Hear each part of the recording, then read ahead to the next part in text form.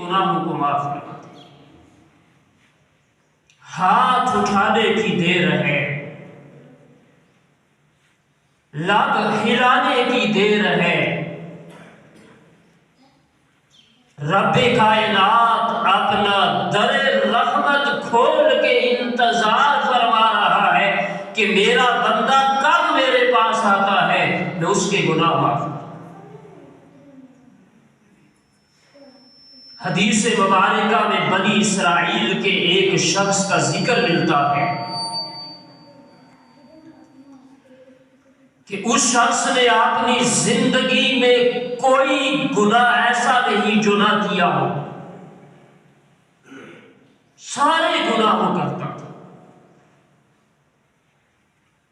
اب انسان ایک جیسا تو ہمیشہ رہتا نہیں، جوانی بھی ختم ہو جاتی ہے، لڑکپن بھی ختم ہو جاتا ہے، بڑھاپا آ جاتا ہے، اور پھر ایک نہ ایک دن انسان نے اس دنیا سے رخصت ہونا ہوتا ہے۔ وہ گناہ کرتا رہا، آخر بیمار ہو گیا، اتنا بیمار ہوا کہ وہ قریب المرگ ہو گیا۔ تو اس کے بیٹوں نے اس کو اٹھایا اور جنگل کی طرف لے کے چلے۔ اس لیے نبی پاک صلی اللہ علیہ وآلہ وسلم نے ارشاد فرمایا، جس کا مفہوم ہے کہ اللہ سے جب بھی اولاد مانگو اولاد صالح مانگو۔ تو اس کے وہ بیٹے اس اپنے گناہگار باپ کو جنگل میں چھوڑ آئے۔ اس پہ نزع کا وقت طاری ہو گیا، اور نزع کا وقت جب طاری ہو جائے تو توبہ کا دروازہ بھی بند ہو جاتا ہے۔ اس کے لیے توبہ کا دروازہ بھی بند تھا، لیکن اسے اس جنگل میں اللہ کے سوا کوئی نظر نہ آیا۔ اللہ کی مہربانی، اللہ کی رحمت اس کی طرف متوجہ ہوئی۔ نزع کی حالت میں وہ اپنے رب کو پکارنے لگا، اے رب کریم، تیرے ایک ایک حکم کی میں ساری زندگی تیرے حکموں کو توڑتا رہا، کبھی تیرے در پہ اپنی جبین کو نہیں جھکایا، کبھی تیرے سامنے دست طلب دراز نہیں کیا، تیرے حکم توڑے۔ مولا آج اس ویران جگہ میں یا اللہ تیرے سوا میں اپنا مددگار کسی اور کو نہیں پا رہا ہوں۔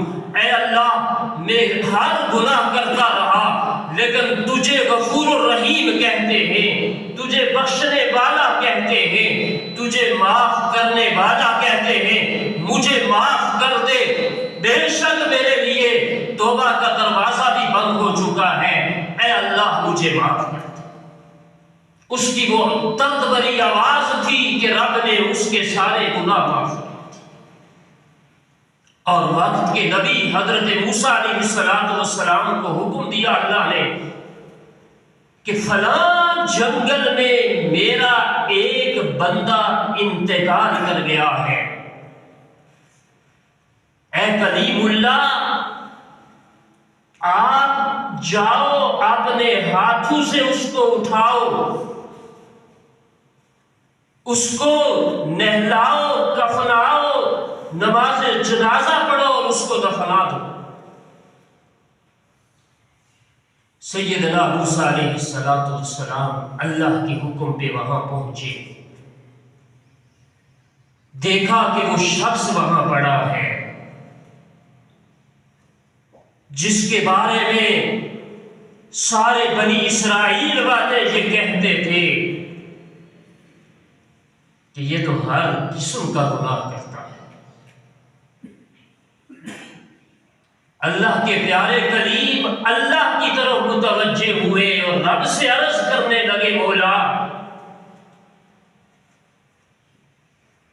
اس بندے کے بارے میں تو تیرے بندے یہ کہتے ہیں کہ ہر قسم کا گناہ کرتا ہے، اور تیرا حکم یہ ہے۔ اے اللہ یہ معاملہ کیا ہے؟ تو رب ذوالجلال نے اپنے کلیم سے فرمایا میرے بندے بھی ٹھیک کہتے تھے اور موسیٰ تیرا رب بھی ٹھیک کہتا ہے۔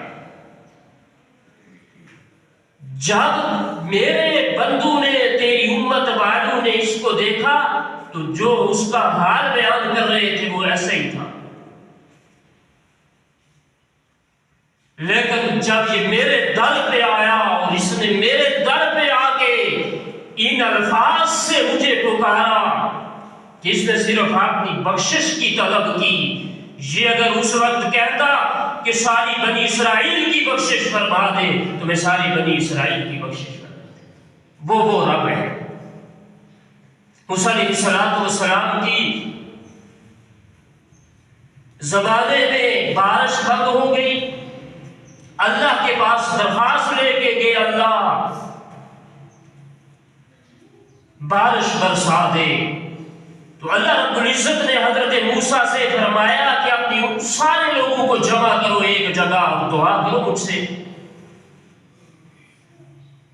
تو سب کو جمع کیا تو اللہ نے فرمایا ایک اس تیری مجلس کے اندر ایک شخص بہت گناہگار ہے جس کی وجہ سے بارش رکی،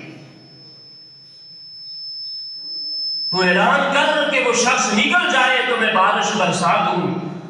تو اس نے دل ہی دل میں اپنے رب کی طرف رجوع کیا، رب سے مانگا تو بارش شروع ہو گئی۔ موسیٰ علیہ السلام اللہ سے عرض کرنے لگے مولا وہ شخص نکلا تو نہیں لیکن بارش شروع ہو گئی ہے۔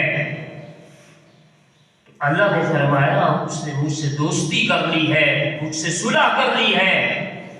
تو موسیٰ علیہ السلام عرض کرنے لگے اے اللہ اس شخص کو دکھلا تو دے۔